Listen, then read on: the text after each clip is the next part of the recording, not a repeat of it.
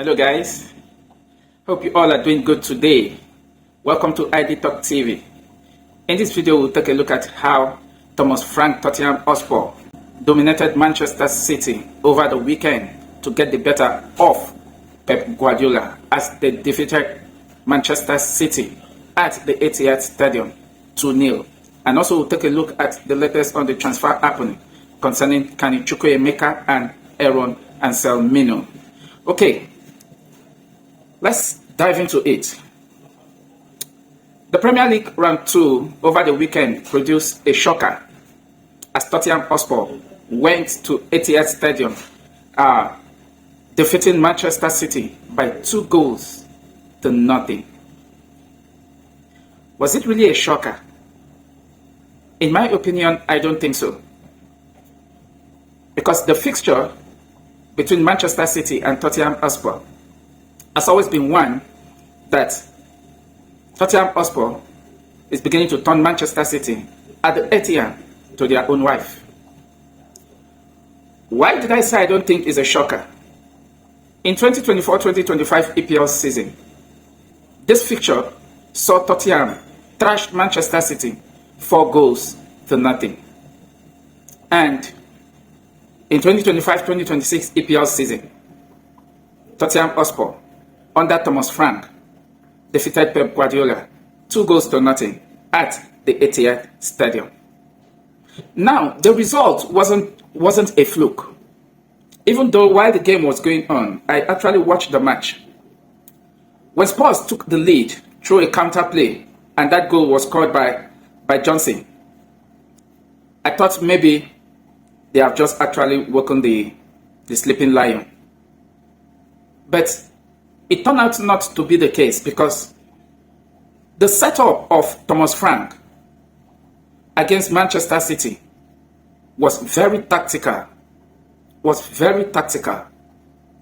Thomas Frank set up a midfield trio of Paulinho, Bentancur, Papametasa, I hope I pronounced that name well, and they overpowered the midfield trio of Manchester City of Gonzalez, Ryan Shaki, and Tijani Reinders.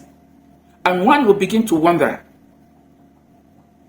is it an end of an era for Manchester City?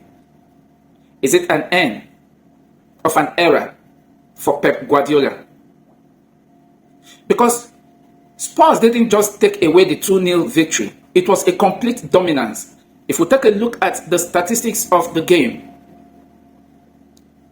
shot on target, shot attempt at goal, 10 for Manchester City and 12 for Tottenham Hotspur. On target, Spurs got 5 and Manchester City got 4. And out of the 5, Spurs were able to convert 2. Now, this is where the game was won the game was won for Spurs in the midfield with the physical energy of Paulinho, Bentancur and Papametasa. They overpowered the midfield trio of Manchester City, Gonzalez, Tijani Reinders, and Ryan Shaki. And up front, the threat of Mamadou Kudus and Richarlison alongside with Brennan Johnson was excellent, giving Manchester City Pep Guardiola no space to actually make any creative chance. Now the question one will begin to ask is Pep Guardiola actually running out of ideas? Because the crop of players Manchester City paraded, if you look at the days Pep Guardiola had his team, when I say had his team, the likes of Ederson in goalposts, talking of Kyle Walker at the right back, we have John Stone, Manuel Akanji, John Stones, or Laporta, Ruben Diaz, the likes. And the midfield was being mounted by Rodri. If we look at the setup, even from the lineup, one could tell that what Pep Guardiola have actually set up was no match for Tottenham Hotspur. Gonzalez was overpowered by Paulinho. Tijani Reinders, who shone like a million star in his EPL debut against Wolverhampton Wanderers, gone missing. He was nowhere in the game. Tottenham was in total control of the game. I mean, they dominated play from start to finish. It was no fluke. So there are lots of questions begging for answer. Because the creativity of Manchester City was never at its best in the game, as there was no connection between the midfielder and Erling Haaland.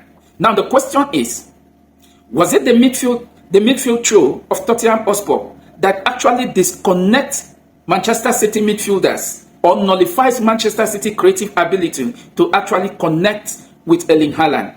Or could it be that Manchester City is suffering over the post-era of Kevin De Bruyne? Drop your comment down below. Because it will be interesting to know that if this is the setup Manchester City is actually going to parade this season, believe me, they won't be seen as a title contender after 10 EPL matches. They won't. They will not. No disrespect to Pep Guardiola as a manager. As a football fan and as a Chelsea fan, I'm a very strong critic of Pep Guardiola, not because he's not a good manager. I've always preferred Jose Mourinho over Pep Guardiola. And that's the simple reason is that Jose Mourinho is more tactical and very dynamic with his tactical approach to matches than Pep Guardiola. Pep Guardiola, on the other hand, looks stereotyped when it comes to tactical approach to game. And his ideas are always fixed. And whenever an opponent is able to nullify the tactical approach of Pep, it's finished. That ends it. That ends it. So,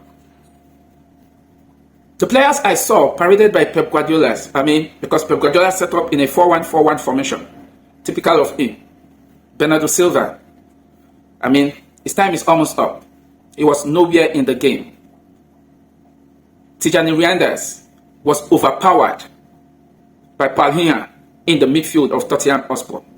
And that actually gave Tottenham Hotspur total dominance of the game. But one interesting thing about Spurs was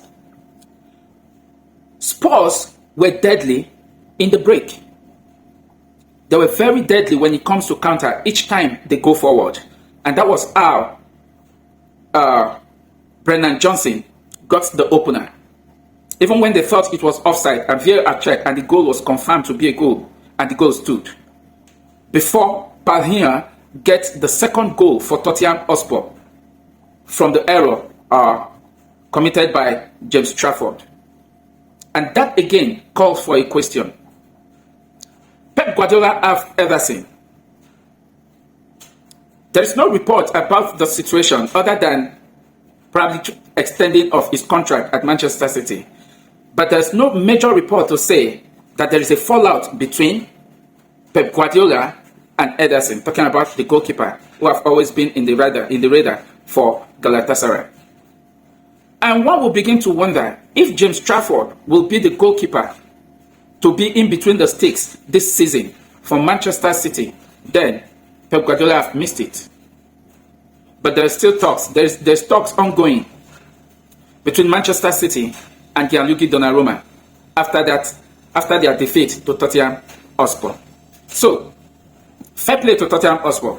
It was a complete masterclass by Thomas Frank. He set up his team with such high energy and physical play, and they overpowered Pep Guardiola's Manchester City and got all 3 points. So far, Tottenham Hotspur have gotten 2 wins out of 2. They defeated Burnley in their opening encounter by 3-0, and now in their second EPL clash, they defeated Manchester City by 2-0, giving them 6 points and 5 goals, sitting behind Arsenal, who also got 6 points and 6 goals. So, should other clubs begin to get worried about Thomas Frank and Tottenham Hotspur? Or it's still just a start of the season? In my opinion, clubs don't need to be worried about Tottenham Hotspur. No disrespect to Thomas Frank, but I'm saying this based on facts and statistics available on ground, because Tottenham Hotspur lack that consistency when it matters most. Let's not forget, last season, 2024-2025 EPL season, they started well, and when they started dripping, that was how they dripped down till they finished was it 17 or 16 in the last season? But they did very well in their cup games under Ange Postecoglou. I guess I pronounced that name well. They actually led them, winning the Europa League and qualifying them for the Champions League, which they will be part of this season. So, what do you make of Spurs' dominance over Pep Guardiola Manchester City and the 2-0 win for Spurs? Should Spurs be taken very serious as a title contender? Drop your comment down below. Let the conversation continue from there. Okay, let's switch gear and take a look at the latest in the transfer market happening of Carney Chukwuemeka and Anselmino of Chelsea. Take a look at this report coming from Patrick Berger of Sky Sports Germany. Check this out. New talk between Borussia Dortmund and Chelsea for Carney Chukwuemeka and Anselmino took place. Things are progressing. Borussia Dortmund bosses Kehl and Regen traveled to the UK for negotiations, now back in Germany for today's match. Package around 25 million euros with sell-on percent for Chelsea Football Club. Chukwuemeka permanent, Anselmino on straight loan, no buy option.